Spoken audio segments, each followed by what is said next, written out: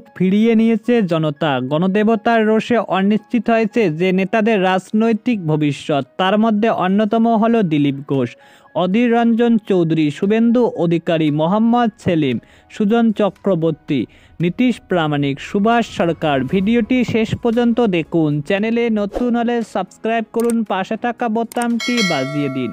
24-এর লোকসভায় ম্যাজিক দেখিয়েছে, ফের একবার আশা জাগিয়েছে বাম কংগ্রেস বিজেপি। মুখ থুবড়ে গ্রাস করে নিয়েছে বঙ্গবাসী। বিজেপির নীতিশ প্রামাণিক, সুভাষ সরকারের মতো হেভিয়েট মন্ত্রীকে প্রত্যাখ্যান করেছে। বামেদের তরুণ তুর্কির পাশাপাশি হেভিয়েট মোহাম্মদ সেলিম, সুজন চক্রবর্তী নেতাকে হার মানিয়েছে বাংলার জনগণ।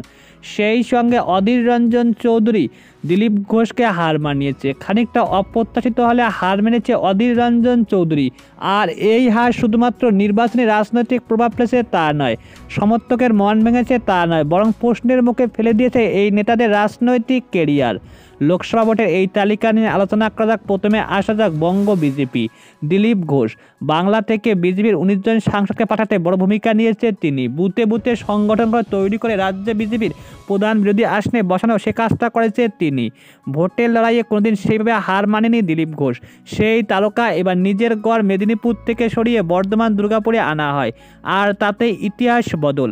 হার মানতে হয় দিলীপ ঘোষকে। ইতিমধ্যে রাজ্য বিজেপি সভাপতির পদ থেকে তাকে সরিয়ে দেওয়া হয়েছে। হারিয়ে ফেলছে ইতিমধ্যে সর্বভারতীয় সহসদের পদ। রাজ্য বিজেপির অন্ধ্রে কণ্ঠস্বার তিনি। এবার সাংসদ পদ হারানোর পর প্রশ্নের মুখে দাঁড়িয়েছে রাজনৈতিক ভবিষ্যৎ। তিনি আরএসএস ফিরে যাবেন নাকি দলের রাশ ফের টানবে, এ নিয়ে প্রশ্ন। প্রদেশ কংগ্রেস সাথে অধীর রঞ্জন চৌধুরী বহরমপুরে দীর্ঘদিনের সাংসদ। লাগাতার তৃণমূল বিরোধিতা করা হাইকমান্ডের রোষের মুখে পড়েন তিনি। এবার ভোটের লড়াইয়ে হার মানতে হয়েছে তাকে। বলেছে হার মারলে বাদাম বিক্রি করব। হারের পর অবশ্যই বলেছে রাজনীতি ছাড়া তিনি কিছু করতে পারেন না। ফলে তিনি কি করবেন সেদিকে নজর থাকবে বঙ্গবাসীর। শুভেন্দু অধিকারী রাজ্যের বিরোধী দলনেতা, বিজেপির গুরুত্বপূর্ণ দায়িত্ব সামলান। লোকসভার কাজ তার গুরুত্বপূর্ণ ছিল। রাজ্য বিজেপির আসন বাড়ার দায়িত্ব ছিল তার ওপর। নিজের গড়ে 2টি আসন ছাড়া খুব একটি ইতিমধ্যে ক্যারিয়ার দেখাতে পারেনি। ফলে বিজেপির নেতৃত্ব তার ওপর আস্থা রাখবে নাকি গুরুত্ব কমবে তা নিয়ে বর্তমান প্রশ্ন উঠতে শুরু করেছে। অপরদিকে সুভাষ সরকার ছিলেন বাঁকুড়ার সাংসদ, কেন্দ্রীয় প্রতিমন্ত্রী। কুচবিহারের সাংসদ নীতিশ প্রামাণিক, তিনি ছিলেন ইতিমধ্যে ডেপুটি মন্ত্রী।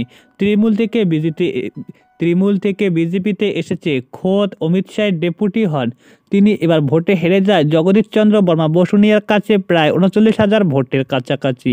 ফলে দল তাকে ইতিমধ্যে পুনর্বাসন দেয় নাকি গুরুত্ব হারায় সেটা নিয়ে এখন প্রশ্ন।